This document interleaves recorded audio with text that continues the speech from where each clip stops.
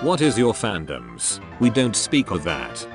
Harry Potter and the Cursed Child. No, I don't care how amazing the stage production was, the storyline was pure manure. Cursed Child is why I now believe headcanon is way more important than whatever the actual canon is. If you want to believe Voldemort had sex and conceived a child, go for it. But that's a complete contradiction to his character in the original 7 books, and I will not be entertaining the idea. For those curious why it's a contradiction, Voldemort believed himself immortal, more than man or wizard. He was terrified of death and never once thought he'd have to face it. So there's no way he was worried about producing an heir. That's straight up the opposite of his character. Not to mention that they entirely retconned how time travel works within the HP universe, going from a closed loop to a Back to the Future-esque system.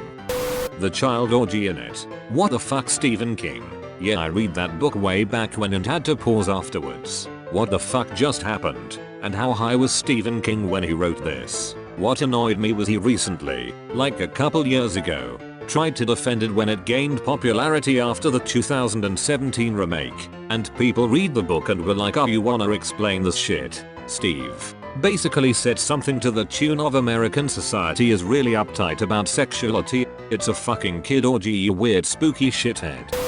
Season 2 of Stranger Things, when Eleven meets the other people with powers. That might not have been the greatest moment in the series, but at least it was just an extra episode and didn't take anything away from the actual story. It also makes Eleven's arrival at the end of the next episode even better.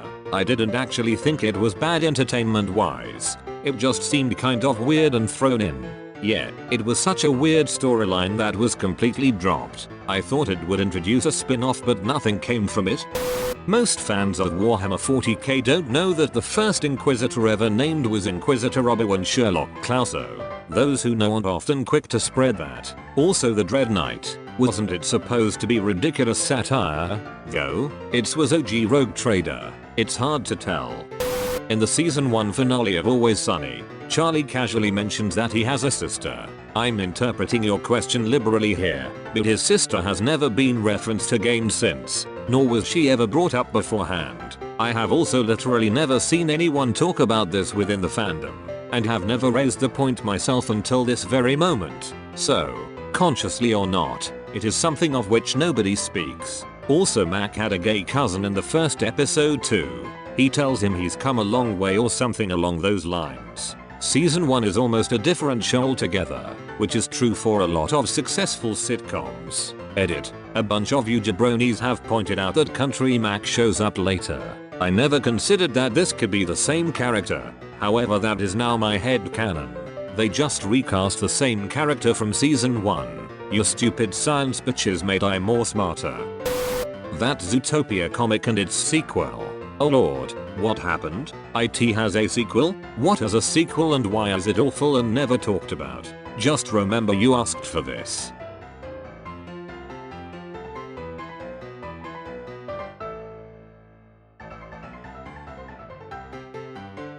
What in the hell did I just read? The Percy Jackson movies. I've been told that if you have never read the books that the movies aren't that bad. I wouldn't know. I was super excited for the first movie and purposely never watched the second. It's true.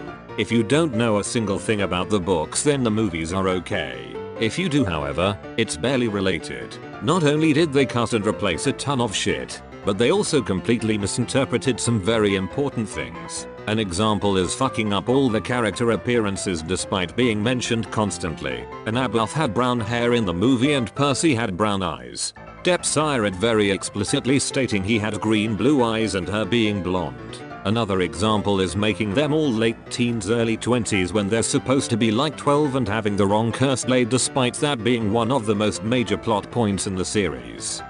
Midi-chlorians. The fate of the lizard babies that Janeway spawned with a mutated Tom Paris. I like to pretend that midi-chlorians are a byproduct of Force usage, not the cause of it. My new headcanon. Thanks. The DC universe is known for giving us Superman and the ultimate weakness, kryptonite. Little green rock that saps the powers given to Kent by a yellow sun by making him normal. But did you know that there's more than one color of kryptonite? There's red, blue, gold, red, blue, green, etc, etc. They all have different effects. Every single new permutation of kryptonite does something unique to Superman. Like pink kryptonite. There was a satire story published about pink kryptonite. You know what it does? It turns Superman gay. Like flamboyantly gay. Just a really reductive, derogatory stereotype. But it was a product of the times, right? Comics have been around forever. This was likely published in a period where homosexuality was more taboo. Nope. Pink kryptonite was first published in fucking 2005. James blow up boobs. Oh fuck, that's a good one. Thor and Loki together romantically. That's gross. They're brothers. Loki is adopted. That's fucked up. He's still family. He's a different species. Still incest. They're gods. They do freaky shit like that. Still incest. Look, I just want to watch Chris Hemsworth and Tom Hiddleston fuck. Okay. While wearing capes and the long-haired wigs. Yeah, I want to see that too. The CDI Zelda games. Edit. You guys are causing me tons of mental anguish. Well, excuse me, princess. Hey everyone, thanks for watching the video. If you liked what you just saw, remember to leave a like down at the bottom. Be sure to subscribe if you want to see a couple videos like this every single week. And I'll see you in the next one. Peace.